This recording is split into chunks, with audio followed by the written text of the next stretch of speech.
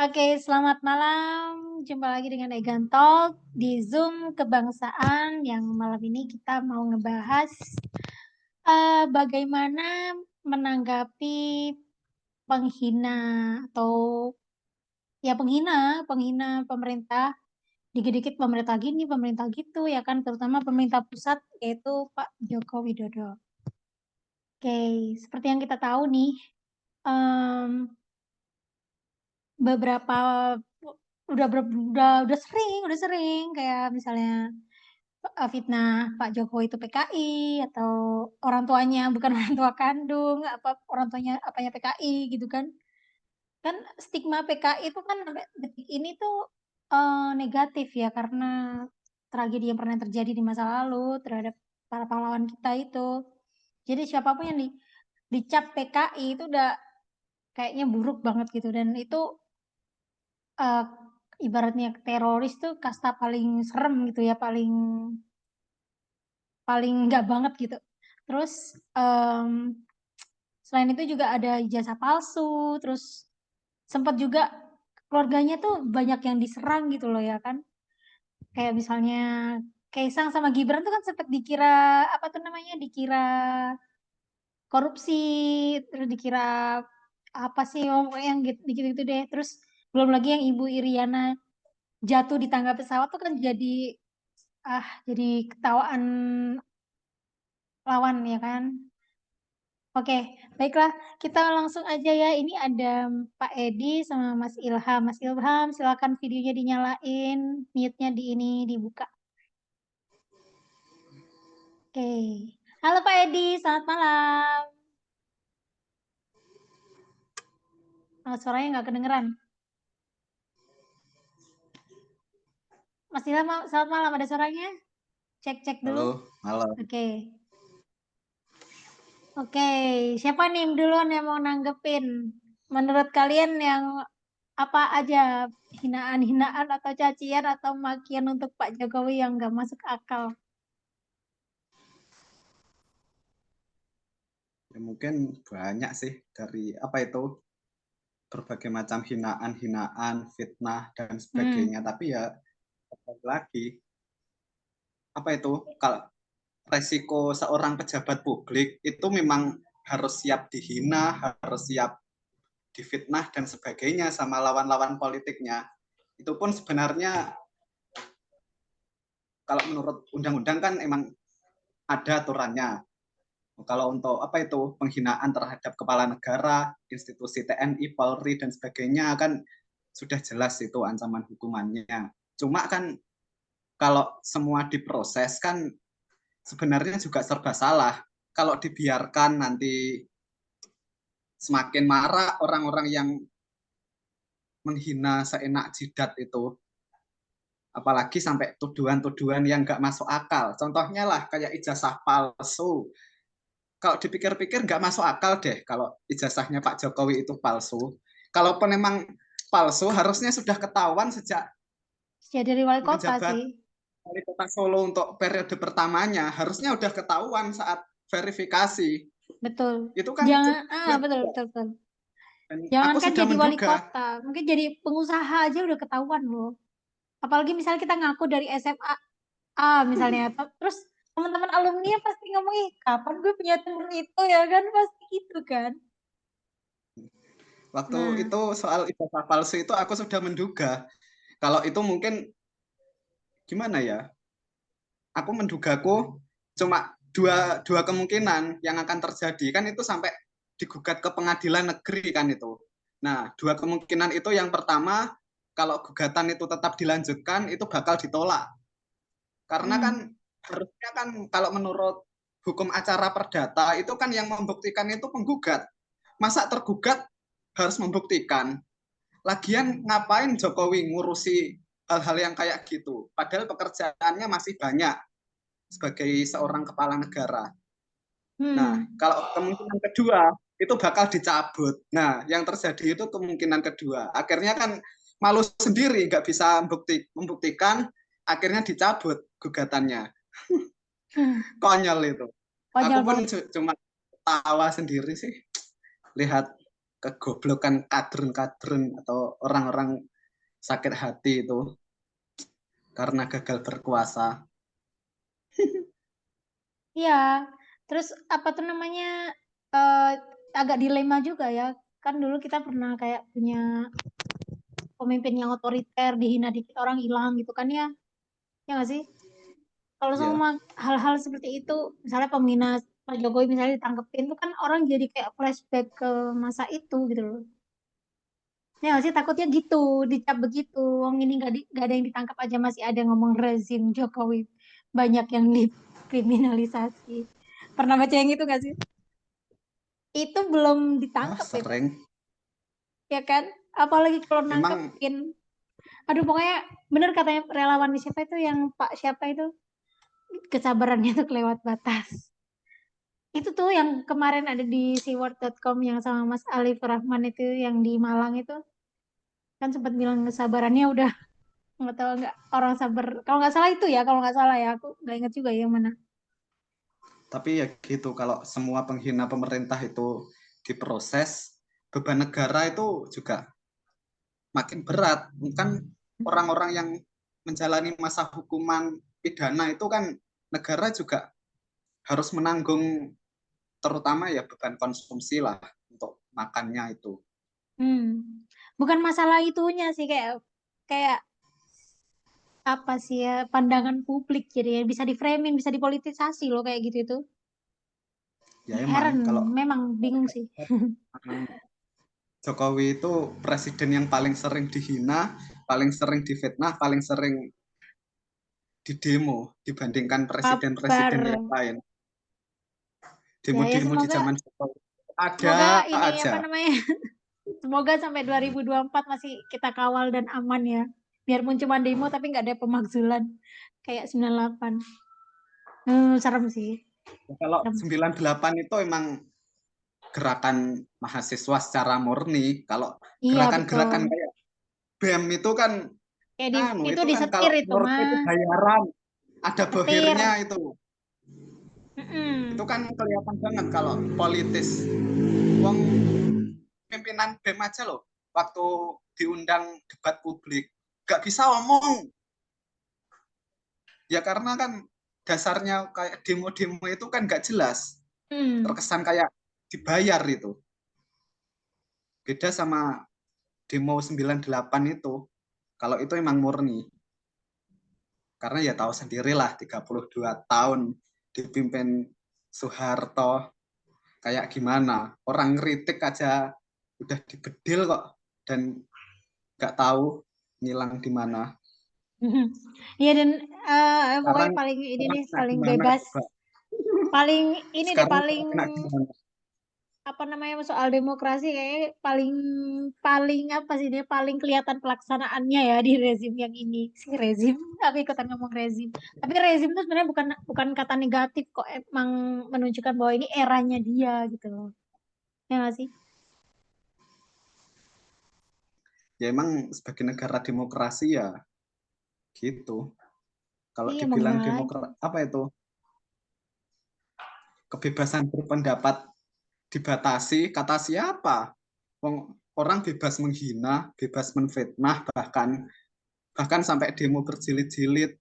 Turunkan Jokowi, itu nggak ada tuh yang diproses, kecuali kayak kalau emang ada tindak pidana lain itu baru diproses. Maksudnya bukan sekedar menghina presiden dan sebagainya.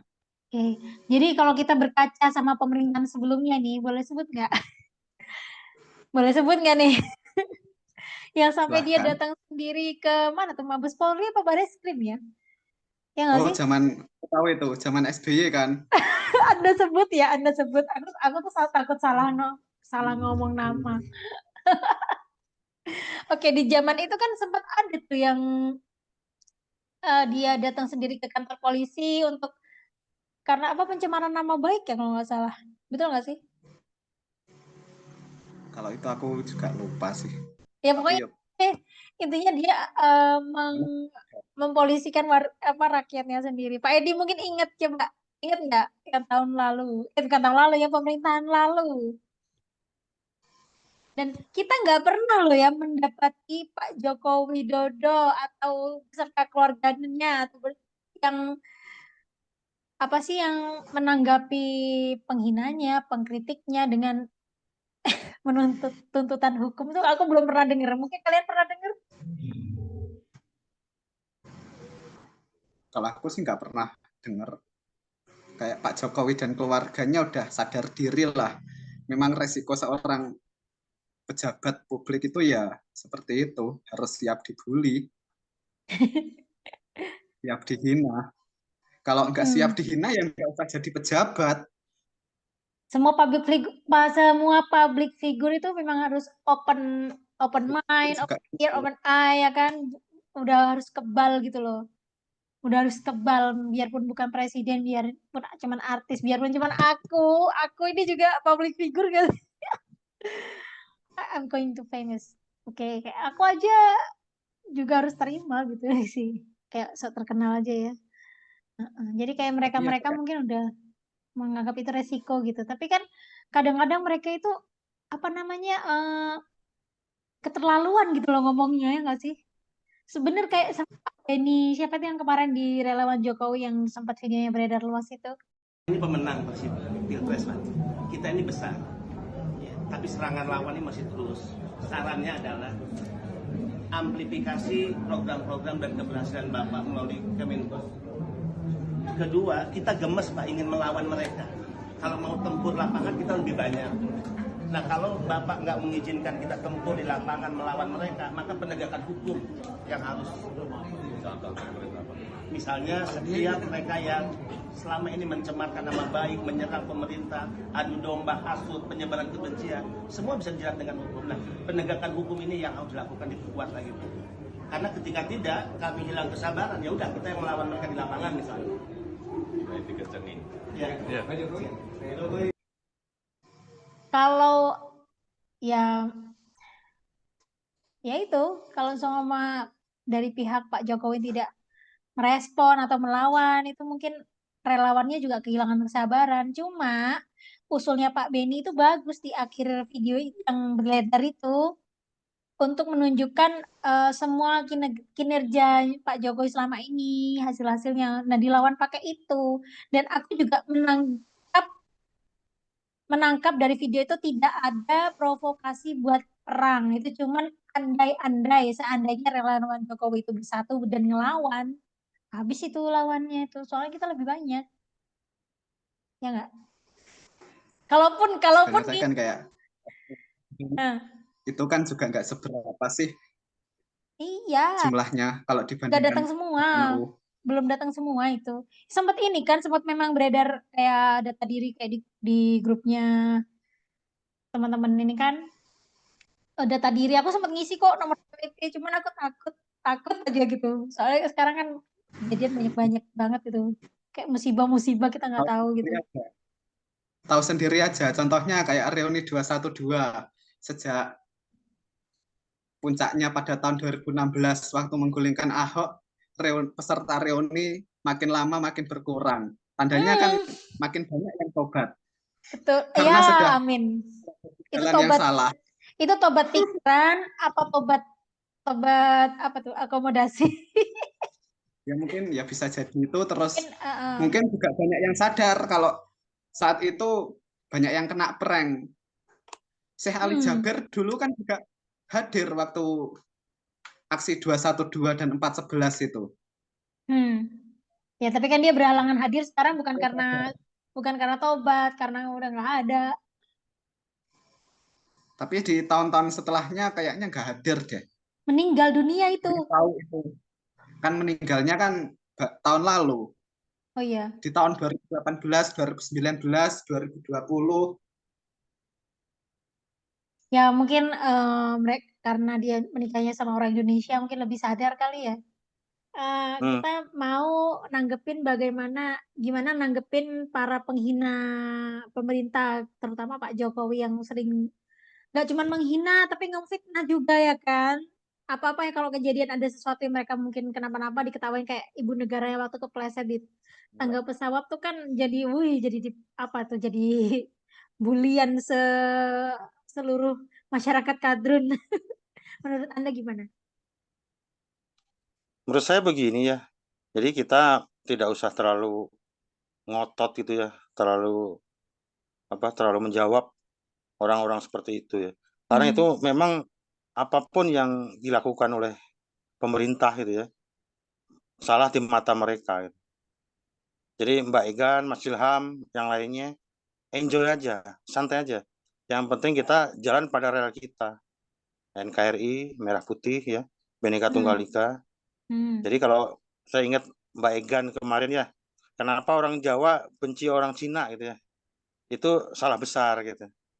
Itu hanya Hmm. oknum gitu ya, hanya Oknum. segelintir orang. Oknum Hmm. aja. Saya orang Jawa, saya tidak benci ya. Teman saya, teman akrab saya itu orang Chinese, orang Medan ya, agamanya juga non Muslim gitu ya. Kita enjoy aja. Malah saya tuh di aku ini sama orang Chinese itu ya, sekeluarga saya tuh kakak beradik gitu. Kakak beradik sama orang Medan itu ya. Saya kalau manggilnya Bapak Hatta, orang Chinese tapi orang Medan gitu. Oh. Ya, jadi kita enjoy aja, jangan terlalu ditanggapi gitu ya. Yang penting ya pemerintah ini kan jalan pada relnya. Tidak ada pemerintah sebelumnya ya, jalan tol di mana-mana ya. BBM satu harga. Desa kita, desa saya di sini 1,3 gitu ya. M itu tidak ada gitu. Mungkin seperti itu sementara buat Mbak Oke. Egan, Mas Ilham. Oke. Makasih. Ya. Nah, satu yang concern kita itu adalah kemarin yang di relawan Jokowi itu kan ada yang ngusulin buat apa sih, buat nunjukin kinerja Pak Jokowi, buat ngebuktiin ya gitu dia, dan ada juga usulan untuk menuntut secara hukum gitu loh terhadap para penghina Jokowi, Pak Jokowi ini gitu. Tapi kalau itu kita lakukan, jadi rezim atau pemerintahan Pak Jokowi jadi nggak ada bedanya dengan yang lalu, yang waktu itu yang kita kritik langsung hilang orangnya gitu kan. Takutnya Malah kayak ribut gitu. nanti, Malah malah makin ribut ribut. terus. Iya. Heeh. Jadi aku pribadi lebih setuju kalau Pak Jokowi jalan terus dengan apa yang sudah dikerjakan semakin baik sampai 2024 ya, sampai akhir masa Dan jabatan. diteruskan oleh yang memang pro sama Jokowi. Yang memang ini, yang memang apa sintesisnya ya, bukan antitesa. Iya, Aku nggak mau kalau bukan antitesa. antitesa. Anies Baswedan. Oke, menurut kalian siapa sintesisnya? Sintesisnya yang mirip yang bisa melanjutkan. Kalau Ya Ganjar, itu nggak kalau ada lagi menurut itu. saya Ganjar. Tidak ada lagi, hanya ini. Oke, Ganjar sama karena kita Prabowo sih. ya. Kalau Prabowo sebenarnya juga Hmm. sevisi sama Jokowi.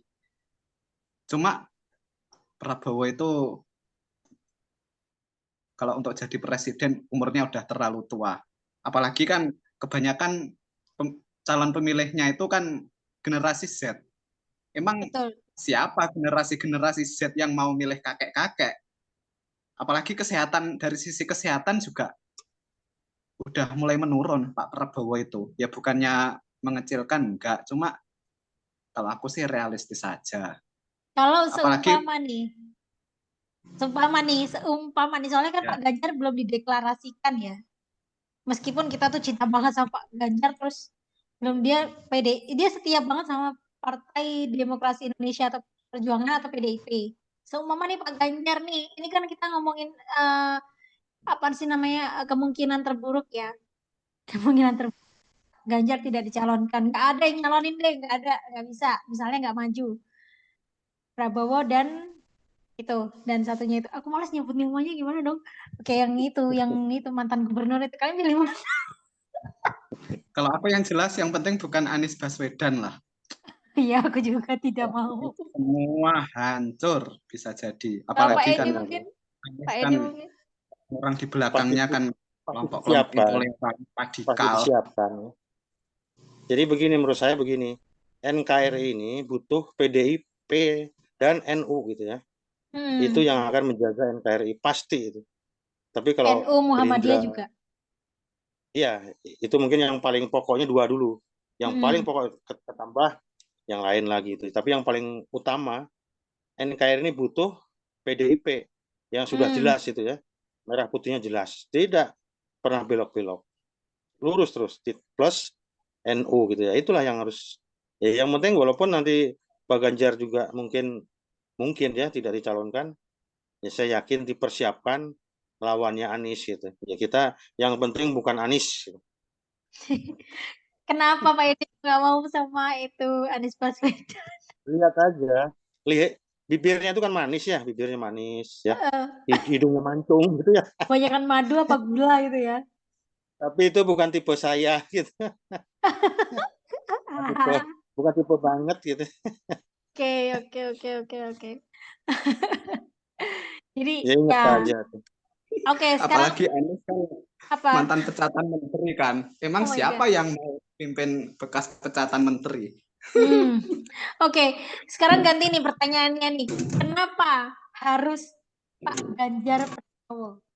Mas Ilham kemana sih Mas Ilham? Pak ini dulu deh. Oke ya. Ya kalau saya tuh begini ya melihatnya dia tuh lebih jelas itu ya. Hmm, Lebih jelas merah putihnya, Bhinneka Tunggalnya. Saya akan lebih yakin gitu ya bahwa kalau di tangan Ganjar ya tidak akan melenceng kemana-mana. Udah jelas pada jalur yang akan dituju gitu. Tapi kalau selain itu kita ragu-ragu gitu akan dibawa hmm. kemana gitu ya. Dan juga yang nggak kalah pentingnya IKN ya. IKN itu Ya, yang sangat penting sekali. itu Lihat aja riskan Jakarta banget. itu ya. Airnya sudah semakin di atas sekarang. Yang namanya dataran itu udah di bawah. Sampai IKN dibatalkan. Itu kan ngeri gitu ya. Banyak Ngeri yang banget pendapatnya banget. seperti itu. Kenapa IKN dibangun? Padahal uangnya bagikan aja ke masyarakat. Itu orang yang tidak tahu diri, itu orang-orang PKS seperti itu. Padahal itu Bener-bener uangnya kan banget. uangnya kan bukan sekaligus datang, itu kan uangnya uang investor, bukan Oke. uang negara ya. Uang negara itu hanya sedikit gitu ya. Jadi dibagikan seperti apa kan nggak bisa dibagikan gitu. Jadi uang itu Hmm. uang modal gitu ya, yang harus dibangunkan, dibelanjakan seperti itu. Jadi saya lebih yakin aja kalau di tangan Ganjar, yang sekarang nggak ada lagi yang akan jadi itu nanti seandainya gitu ya, yang akan muncul nanti itu hanya tiga aja, Ganjar, Prabowo, Anies. Kalau Anies itu kemungkinannya 50% gitu ya. Apalagi sekarang kan baru Nasdem hanya 10% gitu ya. Yang 10% lagi sekarang diiming-iming kan yang namanya Yang namanya PKS itu mau bergabung ke Gerindra. Jadi Hmm. Anies itu ya mudah-mudahan tidak mencapai Mudah-mudahan. 20%. Amin. Kita aminin Mas. Aminin rame-rame. Jadi nanti hanya lawannya Aduh. apa? Oke. Akhirnya hanya Ganjar dan Prabowo gitu. Sekarang gantian Mas Ilham dulu. Mas Ilham. Udah, Ya, iya. Gimana? Kenapa tadi harus Pak Ganjar Pranowo? Ayo, 2 menit. ya sama sama pendapatnya Pak Edi tadi. Cuma kalau ya sedikit tambahan dari saya, kalau dari sisi kinerja itu emang Pak Ganjar itu mendekati lah sama Pak Jokowi. Hmm. Apalagi kan Pak Ganjar juga orangnya ya sangat toleran, terus yang jelas dimusuhi oleh para kadrun. Nah, berarti kita harus milih orang yang dimusuhi kadrun gitu. Kalau Prabowo sih sebenarnya juga hampir mirip-miripnya, cuma aku yang meragukan dari Prabowo itu dia masih punya kedekatan dengan keluarga Cendana. Terus di partainya sendiri masih ada benalu yang bernama Fadli Zon. Iya, itu duri dalam daging banget sih itu. Banget itu sama yang namanya Fadli Zon itu. Oke. Oke, Kalau baiklah. nggak ada pilihan lain, misalkan Pak Ganjar nggak diusung ya terpaksa deh milih Prabowo. Ya meskipun udah dari segi umur itu cukup tua sih kalau jadi presiden. Dan Oke. kesehatannya juga meragukan. Oke. Ya Oke. buat Halo? semuanya, rekan-rekan semua yang peduli pada NKRI, mohon di subscribe, di komen, di like, dan di share. Oke, Terima makasih. Silakan Mas Ilham. Ya, buat teman-teman, rekan-rekan, dan semuanya yang peduli dengan NKRI, silahkan like, komen, dan subscribe channel YouTube Egan Talk. Oke, makasih. Baiklah, karena ini udah waktunya udah malam banget. Biar tambah puyeng. Jangan lupa kita doain Pak Ganjar supaya dicalonin, ya kan? Calonin presiden Amin. 2024. Amin. Oke, baiklah. Amin. Karena waktunya udah mulai malam dan mulai habis, kita akhiri Zoom kebangsaan malam ini. Kita ketemu lagi kapan-kapan di tema selanjutnya. Oke, Merah makasih. Selamat putih di malam. hatiku. Merah putih di hatiku. Ih.